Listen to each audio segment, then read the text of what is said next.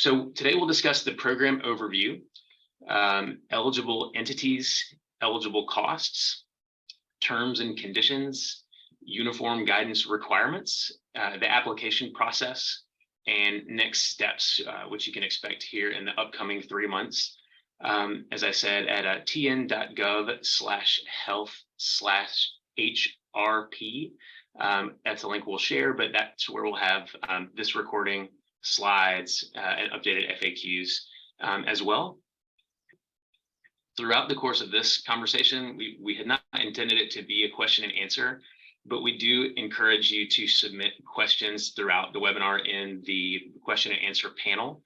Our team will compile and address those questions both individually to you as well as through the updated FAQs on the landing page. Next slide, please. So a quick high-level program overview. The Tennessee Healthcare Resiliency Program is a statewide competitive grants program administered by the Department of Health. We will provide direct support to the healthcare industry with two specific program areas or arms, and just wanted to make everyone aware of these. The first is in capital investments, and that's really in building a bigger healthcare pie and adding floor beds and ICU beds for acute care hospitals and long-term care facilities. And then the second arm is practice transformation and extension, which is what we're going to be discussing today. So again, a high-level overview, and we'll talk a little bit more through each of these components. There are really what we see as 3 buckets of eligibility through the practice transformation and extension grant program. The first is acute care hospitals, adult and pediatric. The second is licensed long-term care facilities. And the third is other health and healthcare services. This has left some ambiguity, which we ourselves have had to get comfortable with. And I think what we're looking at here is anyone who is providing health or healthcare services that does not fit in the bucket of the acute care hospitals or long-term care. So we'll talk a little bit more about what that means in the upcoming slides. Each of these will be a competitive grant process, and we anticipate roughly 40 awards across the 3 eligibility types. Next slide, please. So what is practice transformation and extension? I wanted to start there. This is really, so if you think about the capital investments arm as building a bigger healthcare pie, this is really about making investments that are going to help make our healthcare pie better. And so projects that help Tennessee's health and healthcare providers deliver integrated, high quality, comprehensive prevention, public health, and treatment services for vulnerable populations. We do encourage projects that address the drivers of health outcomes and increase access to services for these underserved communities. And as we're thinking about the drivers of health, that is all of those upstream social determinants that you hear about. So that's your housing, safety, economic stability for those underserved populations. And we'll talk in the next few slides about some project types and examples of projects that you might consider under this program. Next slide, please.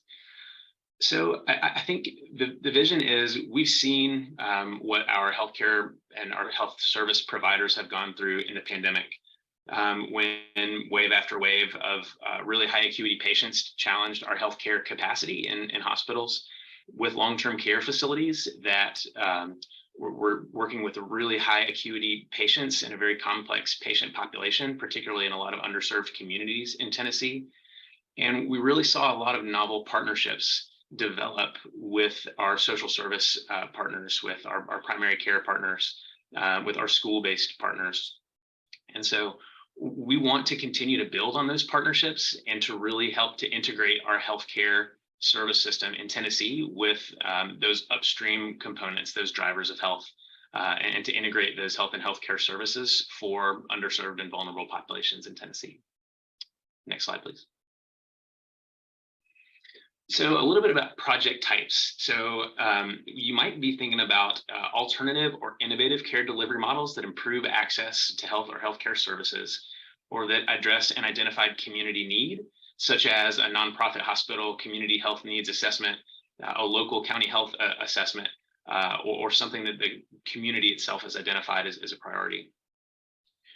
We're looking for projects that consider service integration, social service linkages to address the drivers of health, such as one-stop shop models that provide one location for families to receive low acuity healthcare treatment, as well as social service linkages and support.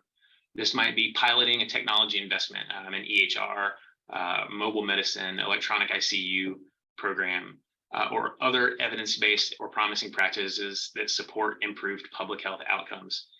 Again, we leave a lot of ambiguity here because we believe in our ability as a state and our healthcare and health service entities to provide innovative programs that can improve health outcomes for folks in Tennessee. Next slide, please. So I've mentioned a few, and here are a few additional examples of the types of programs that we imagine being funded through this practice transformation and extension program. So that electronic ICU, mobile medical units, telemedicine services and technology that supports telehealth services, health information exchange platforms, sort of these wraparound service, one-stop shop models, care coordination, linkage to social service, health and housing collaborations that are becoming increasingly popular across the country with hospitals and high utilizing patients. We're looking at those cross-system, cross-sector alignment and collaboration throughout those programs. We're looking at caregiver support and transitional services, increasing investments in patient-centered care and trauma-informed services, nutrition access and support. It might be a birthing center, midwife staffing model, and again, or other innovative solutions for improving health outcomes in your community, particularly those that support the health and well-being of underserved, minority, low-income, and rural populations. Next slide, please. Great. With that, I'll pass it to my colleague, Lindsay Randall, who is our Director of Community Development. Everyone, I'm Lindsay Randall with the Tennessee Department of Health, and I'm so happy to be with you today. So let's talk a bit about the types of entities that are eligible for this funding. So one thing to note is that a facility's eligibility will be confirmed through the Tennessee Department of Health's Division of Health Licensure and Regulation, as you can see in that note at the top. On the left-hand side, you see the types of facilities, and on the right-hand side are some more details about them. So let's start with acute care hospitals on that first row. In the detail column, you can see that licensed acute care hospitals, which are physically located in Tennessee and have been serving Tennessee patients since at least January 1st, 2021, are eligible to apply for these funds. Dual licensure facilities are also eligible as long as the facility was utilized as an acute care hospital. And then under acute care hospitals there in the bottom left hand, we have long-term care. I'm sorry, under acute care hospitals, we have long-term care facilities down there in the bottom. And in that bottom right-hand box, you can see that licensed assisted care living facilities and licensed nursing home facilities, which are physically located in Tennessee, and again, have been serving Tennessee patients since at least January 1st, 2021, are eligible to apply for these funds. All right, next slide, please. Finally, we have a third category of eligible entities for this program, which we're just calling other entities. And before we get into the detail on the right, as JW mentioned a minute ago, we want to emphasize that for this category, we're thinking really broadly about wanting to address all the factors that drive health in Tennessee, not limited to clinical care, specifically thinking about addressing social determinants of health, which can be done in such a wide variety of ways. So with this other entities category, we encourage you to think creatively and innovatively about addressing the things that drive health outcomes. And you heard some other examples from JW just a moment ago. So on the right in the details box, you'll see that other entities that provide health or healthcare services, such as, but not limited to, primary care providers, NGOs, nonprofits, school-based health programs, or other entities that provide services which address the social determinants of health or drivers of health outcomes, which are physically located in Tennessee, and again have been serving Tennessee patients since at least January 1st, 2021, are eligible to apply for these funds. One final note about these eligible entities, please note that mental health entities are not eligible to apply for these funds. However, it's possible that some kind of mental health service could be eligible, but not specifically through a solely mental health providing entity. All right, next slide, please.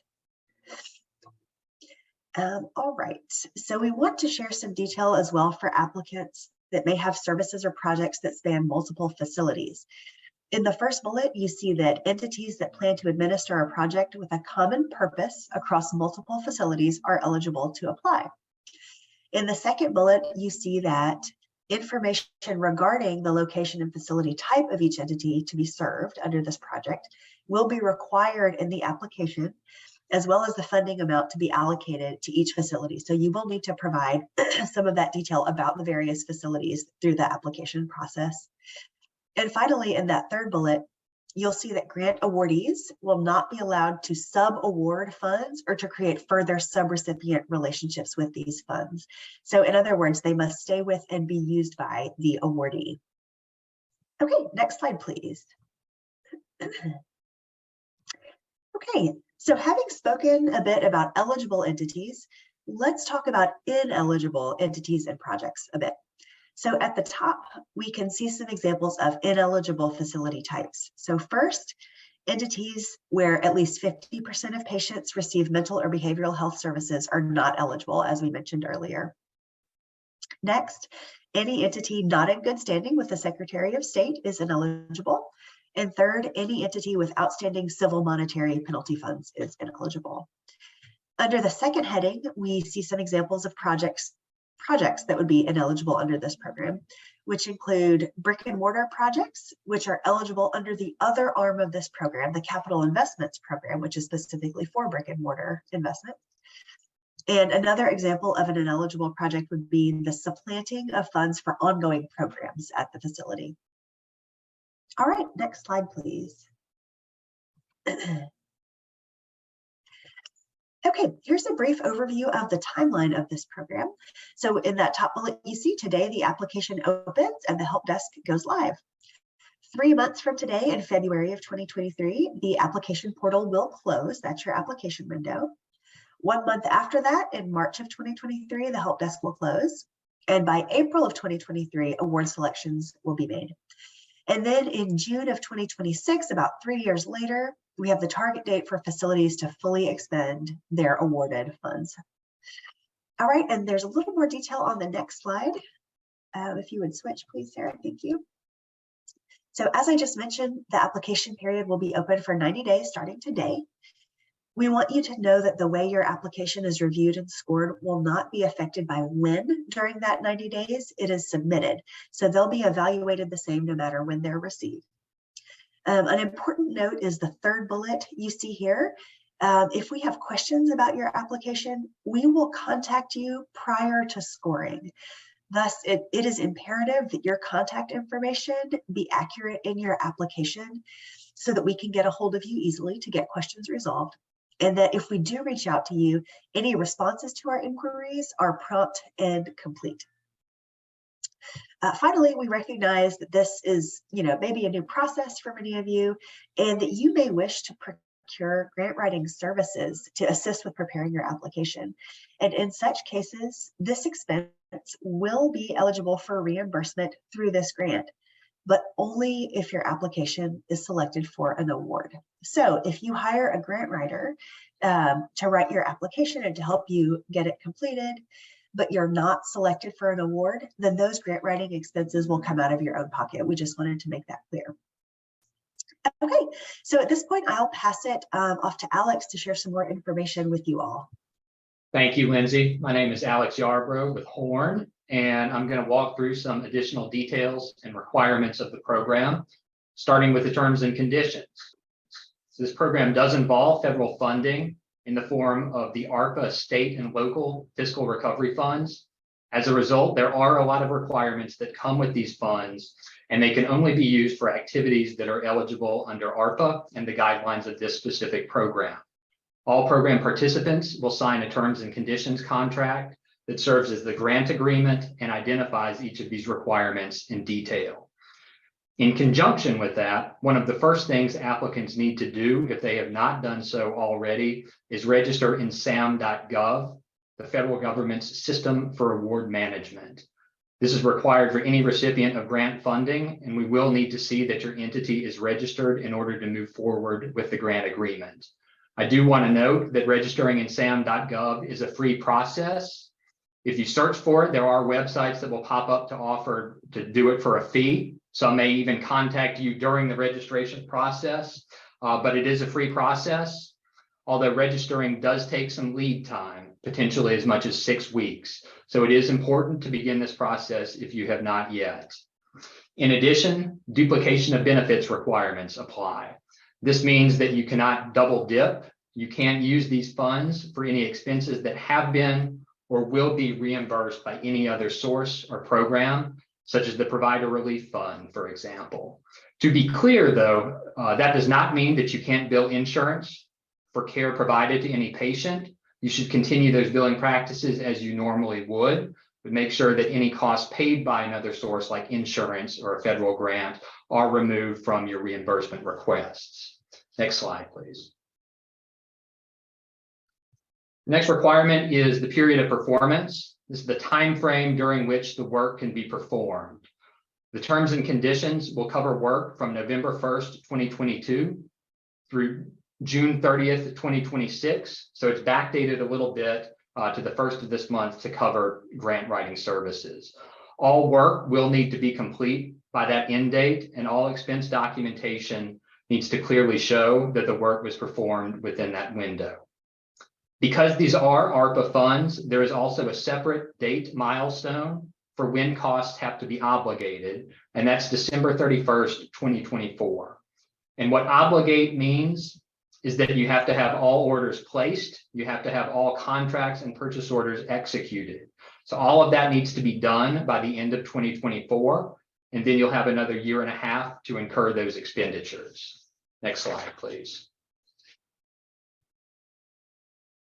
This program is also subject to what's called the Uniform Guidance, which is a common set of requirements that applies to federal grant programs. It's also known as 2 CFR 200.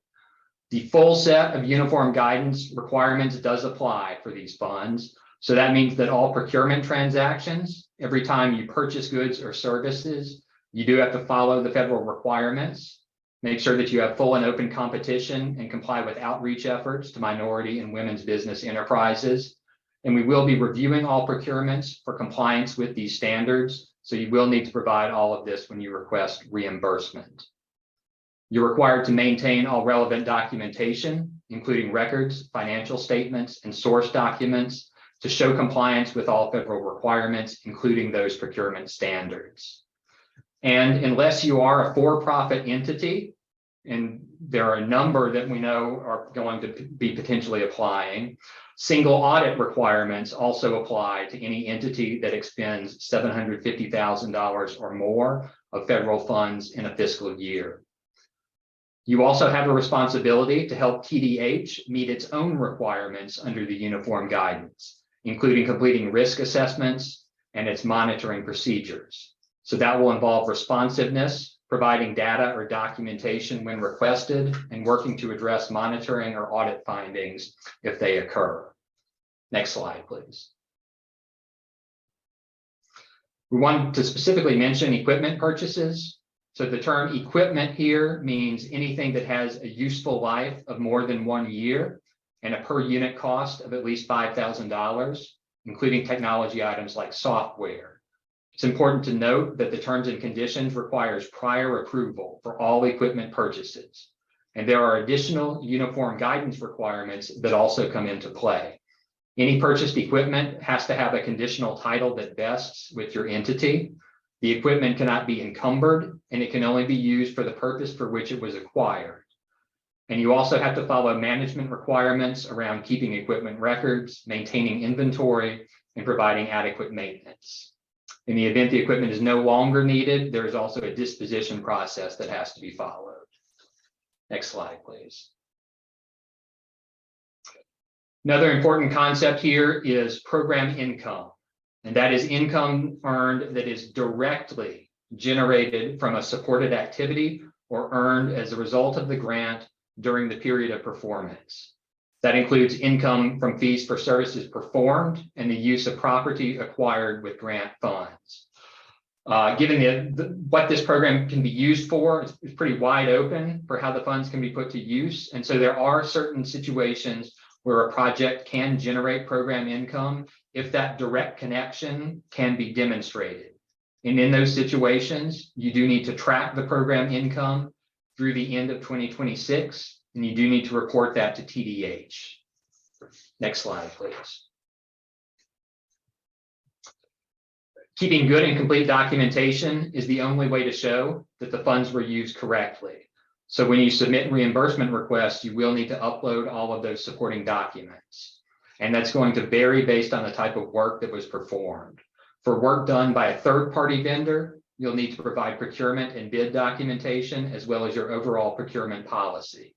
In addition, you'll need to provide the signed contracts, any change orders, and detailed invoices for the work itself. Depending on the dollar value, you will also need to provide evidence of a cost price analysis. The documentation should also clearly show the dates worked so that we can ensure it was within the period of performance. And for time and materials contracts, you'll need to provide evidence of monitoring and oversight of the vendor. And again, you'll need to make sure that you maintain this information yourself, because this is what will need to be provided in the event of an audit. The documentation needs to be able to stand on its own, speak for itself, and show compliance with all requirements. Next slide, please. We anticipate that a lot of entities will be using their own staff to carry out some project activities, and the payroll expenses associated with that work is eligible for reimbursement. That also includes fringe benefits. In those cases, this slide has a breakdown of the documentation and data elements that we'll be looking for. So simply put, we'll need to know who did the work, when they did it, where this is documented on their timesheets, and how much they were paid. And we'll also need a copy of your entity's overall payroll policy as well. Next slide, please. Finally, direct grant administration costs are eligible for reimbursement. These are costs that are specifically for management of program objectives. So purchasing, contract support, and project oversight, for example. And you can use administrative costs for up to 5% of your project's value. But it is important to keep in mind that this amount will come out of your award. There will not be a separate pot providing administrative funds in addition to what gets awarded. So every dollar on administrative costs does reduce project costs by $1. And the documentation requirements are the same as on the previous page for any in-house labor expenses associated with these administration costs. And now I'll hand off to Sarah Freeman, who will cover the application process. Hi, everyone. So next we're going to focus on what information you're going to have to submit in the application and how we're going to ask you to submit that. So when we're looking at the application, first we're going to need some general information about your organization and the proposed project. So this program is open to a wide range of entity types that provide healthcare or other health services. So we're going to need you to specify what type of facility or other entity that you are. You'll be able to select from a range of options, such as acute care hospital, assisted care living facility, primary care provider, rural health clinic, among several other options. And you'll be able to select all of those options that apply to your entity. If you're a nonprofit or another entity that does not appear on the list that we provide, you'll just be asked to provide a description. As Alex mentioned, you will need a UEI in order to contract with this program. So we're going to ask that you provide that information in the application. If you have an active registration in SAM.gov, you should already have been assigned a UEI. You'll just need to log into your account and get that information. If you don't have a registration, you'll need to go into SAM.gov and register your entity. And as Alex mentioned, we recommend that you do this as soon as possible, as there have been delays in the process due to a high volume of applications. We've been seeing this recently take almost up to 6 weeks and sometimes longer for some entities. You'll also be asked to provide a short description of the proposed project, as well as the contract information for the contact responsible for the application and the contact who will be responsible for overseeing the project if selected. We'll also need to know the physical location of the facility. So we know that sometimes your mailing address may differ from the physical location. So we will need to know the actual location where services are provided. And we understand that there are several applicants who are planning to submit applications where one overarching entity will oversee and administer the proposed project across multiple locations. This is allowed, and in those instances, what we are going to do is ask you to provide the location and other general information for each of those facilities. And what we'll also need you to do in those instances is break out the amount of funding that is going to be allocated to each of those facilities. So the next section of the application is where you'll be asked to demonstrate the need for this project in the communities that you serve. And there are a couple of parts to this.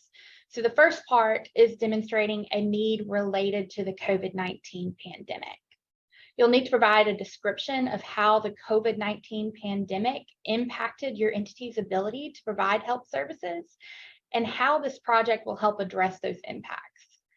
Again, we expect a broad range of applicant types and could therefore see a broad range of impacts. So we've left this fairly open-ended, and most of this will be narrative-based throughout the rest of the application.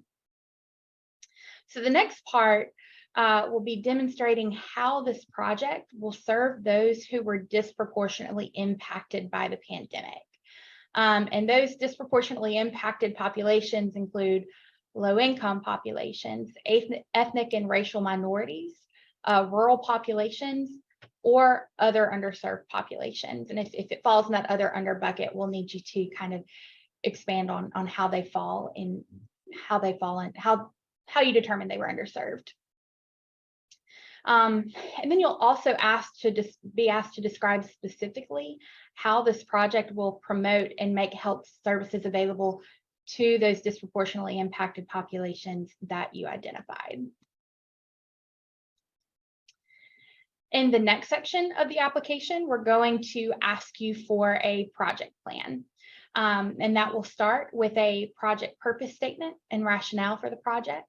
And it will also include a project implementation plan with a project timeline and a description of your project management plan and key leadership for the project. Ooh. Sorry, guys. You'll also be asked to complete a logic model for this project.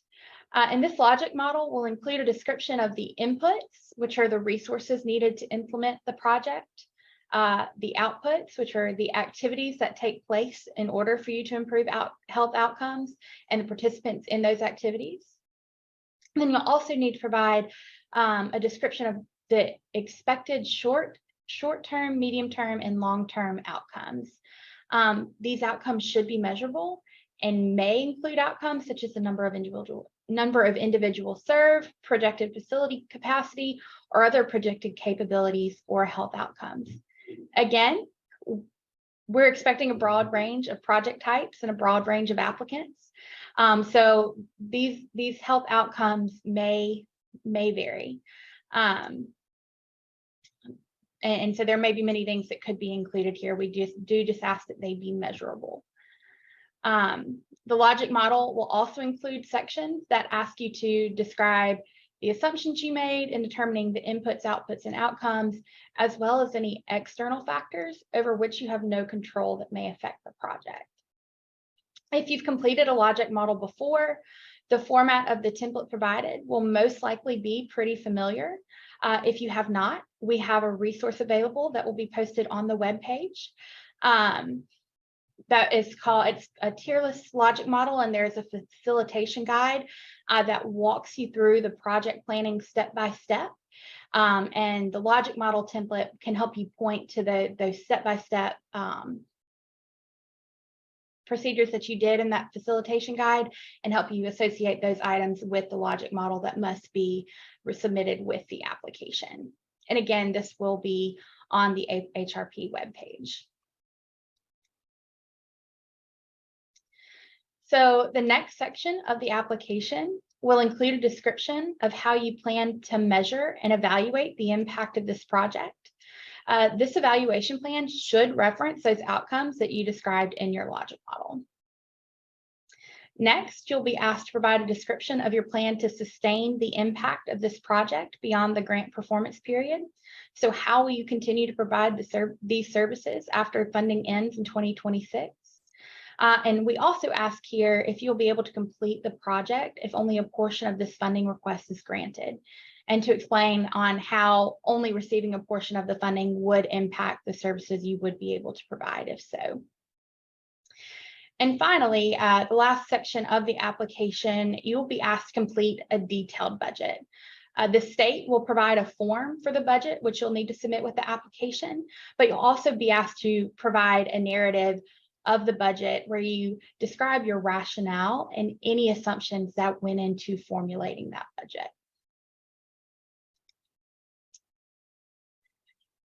So your application will need to be submitted within the application portal.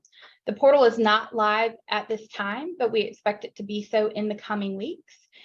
In the meantime, a Word template of the application will be available on the HRP webpage. So you can begin drafting your content and use this template to copy and paste your responses into the online application when it becomes available. If for whatever reason you need to submit your application before this becomes available, if you're not going to be able to submit end of November through February, just let us know and we'll work with you. But if you can, we ask that you wait until the online application is available. And again, it will be open for submissions through February 10th. We will post a link to the portal on the webpage when it becomes available. And this is the page that the link will direct you to here on the slide. Your first time logging in, you'll be asked to register, as you can see in the bottom left-hand corner. Once you click that register button, you'll be asked to provide some general information such as your name, email, and contact information. And once you've registered, you will be able to log in and complete an application. And since you've created that login, you'll be able to save the application as a draft and submit it at a later date if needed. Come back and make edits until it's submitted. And we will provide a more detailed user guide on how to register, log in, and complete the application when the portal goes live. So next steps, we'll begin reviewing applications as they are submitted. But before we complete the scoring, if there is any missing information, any clarifying information that we need, we will reach out to you and ask you to provide that information. And while we will begin reviewing applications once submitted, as Lindsay mentioned, the timing of your application will not affect the scoring of the application. And all award selections and announcements will be made in April 2023. And then once those award selections are made and announced, we will contact the awardees with further information on subrecipient agreements, reimbursement process, and other educational and grant activities at that time. Finally, we do have some resources available for you as you work through this process. There is an HRP webpage, which is listed on this slide. Here we will have the application template posted, FAQs that we will update with questions we've received throughout this webinar, and we'll also update them periodically moving forward if we receive more questions from applicants. And then a recording of this webinar and the slides will also be posted here. We also have a help desk to answer questions you may have about the application process. Please note that we will not be able to help you actually draft the application content so as not to create any conflict of interest, but any questions you have, any general questions regarding the application or how to submit the application, we will be available to assist there.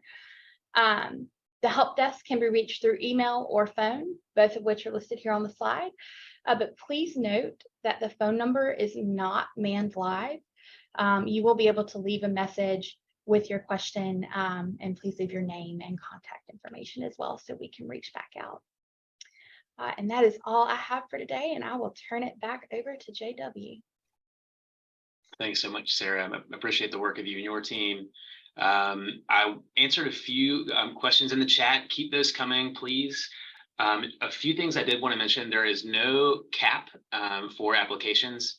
We do want you to consider that we anticipate roughly 40 awards across the practice transformation and extension arm. And so if that helps think about that reality as you're thinking about your project scope and size. Two, eligible entities may apply both in practice transformation and extension and in capital investments. You may apply multiple times in both, but you may only receive one award in both. So an entity could apply multiple times in practice transformation, but you may only receive one award. The same is true for the capital investments arm. The other question I wanted to address is that we will allow for multiple facilities to join on the same application. I think that's one place where we see a lot of opportunity in some of these novel partnerships to partner with community organizations and others. But that is an acceptable application to have multiple facilities there. With that, I just want to share that we're so excited to be able to work with you and your teams over the upcoming months to design these applications, to make sure that you have all the help and support that you need, and to make some investments that are going to improve health outcomes for minority, low-income, underserved, and rural populations in Tennessee. Thank you very much for all that you do, and we look forward to trying to post these slides today on the landing page and getting the FAQ updated to address some of these additional questions. Thank you, and I hope you have a wonderful day.